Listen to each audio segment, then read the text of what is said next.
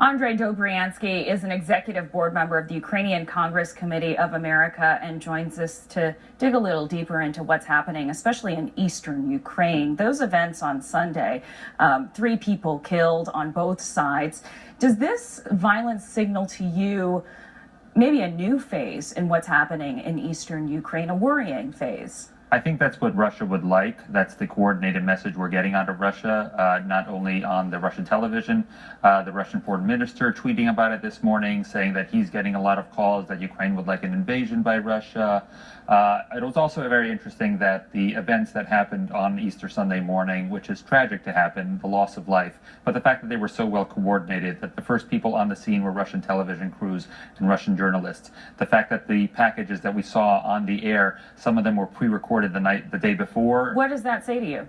That's saying that that what they're trying to do is use violence in a way that it's horrible. Again, a loss of life is horrible, but the fact that they can use loss of life as a way to motivate people in a way for their own better interest. Are you suggesting that Russian forces somehow orchestrated the death of these pro-Russian activists? I'm suggesting that Russia was behind coordinating as a media event.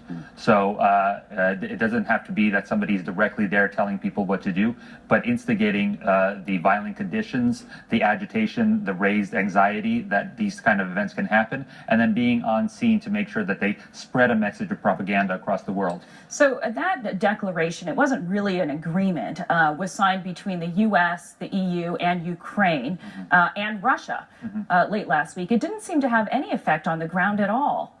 I don't really understand what the point of that agreement was. It was a diplomat's way of trying to deal with an active revolution in Ukraine and a special operation Black Ops type of counterintelligence happening by Russia in Ukraine. Which Russia still denies. Correct. However, at this point, even the Obama administration is pointing out the citizen journalism racking up pictures of special operations forces. Now the Obama administration is fine with saying, yes, absolutely, look at these people side by side. These are actually the people that we saw in Crimea. These are the people we've seen in other areas of interest by Russia. So. And Putin himself admitted last week that they were special forces in Crimea that we saw. Vice President Joe Biden is going to Kiev to meet with the top leadership today. He's arriving there shortly, in fact.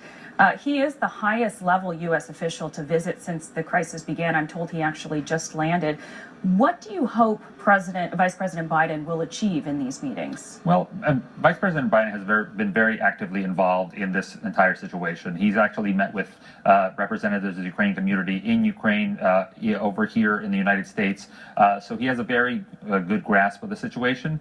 However, what he needs to do, what the Ukrainian people are asking for him to do, is have the United States push this up to a different level. What we have from the Russian side is a nonstop assault. It's not going to stop. We've seen it not stop after Georgia. We haven't seen it stop after Crimea.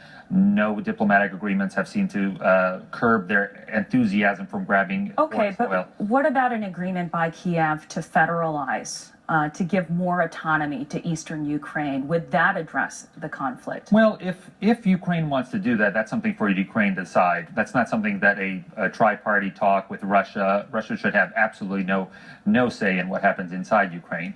Now, in terms of federalization, there's never been actually a great yearning for that inside Ukraine. Poll after poll has shown that people in Ukraine really like the way the system is set up.